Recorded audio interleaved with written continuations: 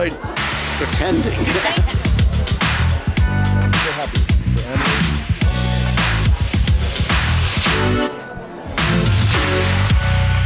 I love Toronto. That was Emily Blunt. That was Dustin Hoffman, who's here for Tuner. Some of the biggest names in show business continuing to arrive in Toronto for the 50th edition of TIFF, the Toronto International Film Festival.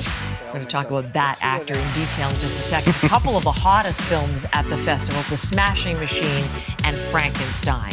And they had their TIFF debuts last night.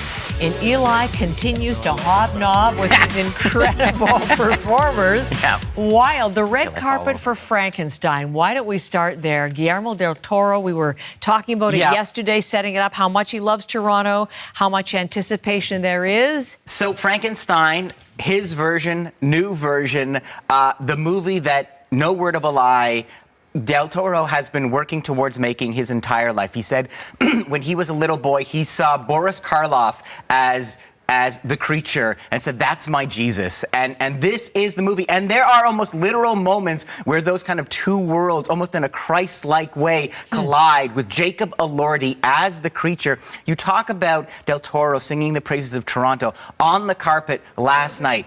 Everyone singing the praises of that man who has made Toronto kind of his second home. But even with this monstrous story, even with all the pressure of making this blockbuster, a new version of Frankenstein, there's Mia Goth there. Everyone, including Mia herself, talked about the tone that Guillermo put on set. There's Jacob Elordi, who had a really interesting experience transforming into the creature. Now, I had a chance, that's Christoph Waltz there, but I had a chance to speak to the composer, and I've talked to him about influences, horror films. He said, this Eli is a love story. And you think, Frankenstein, love story. So I put that question to Del Toro himself, and this is his take on the creature, on Frankenstein. Take a listen. Well, I think that behind every horror tale, there's a tale of longing or a tale of loss or a tale of forgiveness or human virtues and human defects. And this is a beautiful story about finally reconciling who you are, who you can be, and that the pain can exist there, but love can conquer.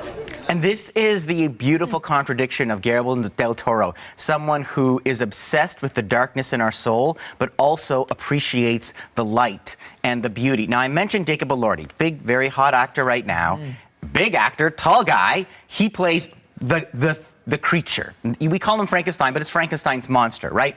That required 10 hours of makeup a day. Every day. To become this person who looks like a puzzle that you put together in the dark. Not the bolts out of the neck, but very interesting makeup and stitching. And yet, he said that this was the most comfortable experience he's ever had making a film. So in a wild scrum where everyone's trying to get a piece of him, I asked him, what made this so comfortable? Here's his answer. What made this so comfortable for you? Like, the role of his... Guillermo motherfucking del Toro. So, yeah, you know. Beep. Beep.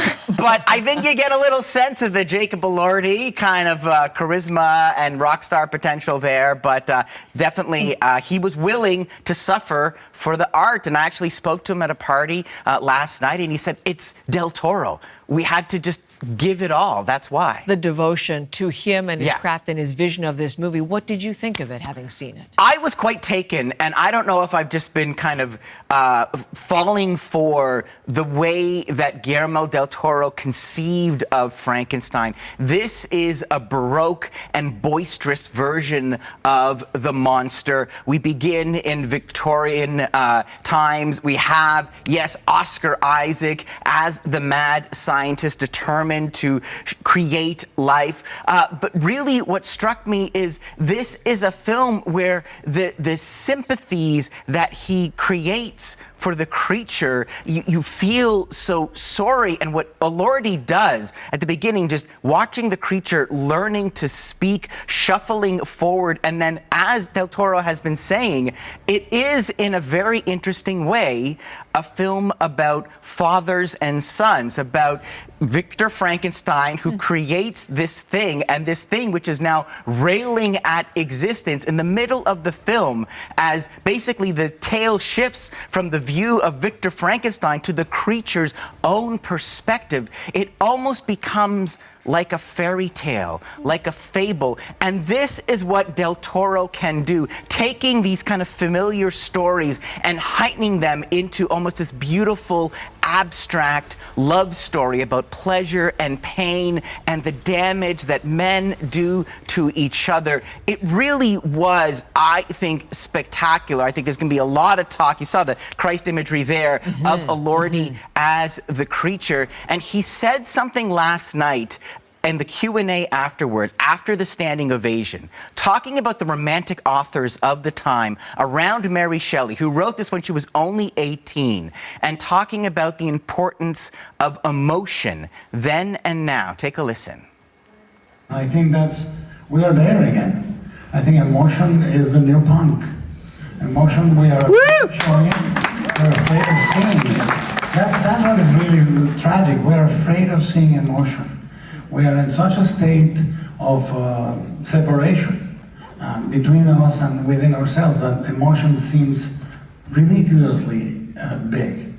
And that is the only thing that's going to save us, to have empathy and emotion. Have empathy and emotion. Emotion is the new punk. You may have heard someone cheering there. That may have been myself. But I love that idea. Like, that's the thing. Like, this is a movie with a big bleeding heart, and it is this lush kind of romantic with a capital R tale. And I think there's audiences, either you're going to fall for it and swoon at the feet of the maestro Del Toro as I did, or you're going to be like, this, what is this, is too much. So expect it to be divisive, but it worked for me. Last question for this morning, the smashing machine. Dwayne "The Rock" Johnson, although Ali, your colleague and part of our TIFF team, she said don't call him The Rock, but because he's so transformed in this. Emily Blunt as his wife. There's a lot of discussion about their performances as well. I'll give you a little behind the scenes. So coming into TIFF, it was supposed to do interviews with the director and Dwayne Johnson, more than just The Rock. Then it was just the director. And so Dwayne, after all the buzz and the 15-minute standing ovation from Venice, pulled out of sit-down interviews, it seems. Surprising. But there he was last night, working the red carpet, maybe a more controllable environment, and our very own Ali Chiasson had a great opportunity to ask him a great question in terms of this amazing performance, which I will see tonight with my own eyes. Is this more of Dwayne Johnson or Mark Kerr, the mixed martial art fighter that he's playing in the film? Is he channeling Mark, or is he pulling on his own experience in the ring? Let's see what Dwayne said. It was everything for me, in not only I think my experience in the arenas, but also I lost a lot of friends to addiction, and who couldn't handle the pressure, and then they decided to check out. So Johnson talking about, the very real toll that whether it's wrestling or mixed martial arts can take on a body, on someone's soul, really. This film, I think, right now is getting kind of, some praise, some mixed reviews, but everyone's saying this performance, this is something new that I knew Johnson could act.